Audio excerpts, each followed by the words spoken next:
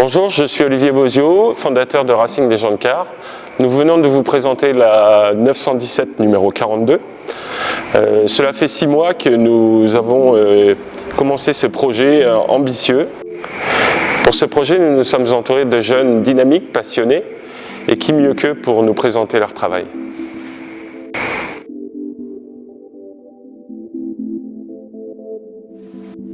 Je m'appelle Xavier Desraux, j'ai 27 ans.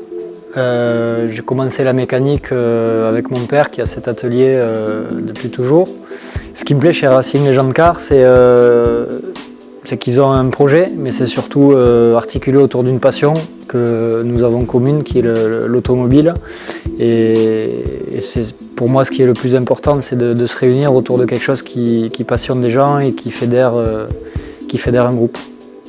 Pour moi, ce qui est le plus important, après avoir roulé dans l'auto, c'est d'avoir un moteur qui soit bon, bien sûr performant, puisque c'est comme une voiture de course, mais qui soit surtout facile à utiliser et qui soit fiable, et que dans sa globalité, on n'ait pas besoin de mécaniquer tous les jours ou de faire des ajustements. Donc vraiment, le maître mot, c'est la fiabilité et la performance.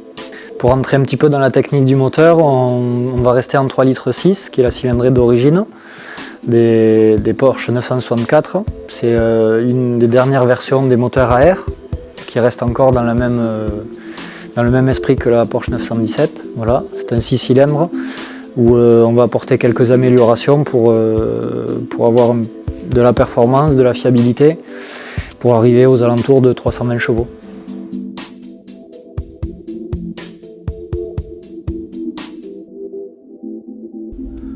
Mon nom est Benoît Frélon, je suis le cofondateur de la marque Racing & Emotion. Basé au Mans, cela fait 10 ans que nous fabriquons des fauteuils de course aux couleurs et à la gloire du sport automobile comme mobilier de déco et de design d'intérieur. Nos fauteuils sont entièrement peints à la main avec une série faite sur mesure pour le client. J'ai choisi de travailler avec Racing Legend Car sur le projet car cela faisait un moment que je suivais l'évolution de leur société. J'avais eu l'occasion de discuter avec Olivier il y a quelques années en arrière. Et quand Olivier m'a parlé de son dernier châssis et de la préparation qu'il avait en tête, j'ai dit oui tout de suite. C'est pas tous les jours que l'on peut travailler sur une telle auto. L'important était de trouver un look qui ne passe pas inaperçu, mais aussi qui ne froisse pas les puristes. Après quelques croquis, j'ai attaqué directement à travailler en 3D sur l'auto, ce qui permet d'avoir un rendu très proche de la réalité et de définir quelles sont les bonnes proportions avec les aplats de couleurs et les réflexions qui fonctionnent ou qui ne fonctionnent pas. C'est un procédé qui prend quelques heures et j'ai dû faire au moins 4 ou 5 designs différents avant d'arriver à la version finale. C'était à Olivier qu'on est revenu de choisir la version définitive. Et j'avoue qu'il a fait le bon choix. J'ai hâte de voir l'auto en réalité une fois que je retourne en France et peut-être pourquoi pas la rouler sur un circuit. Ce serait un de mes rêves réalisés.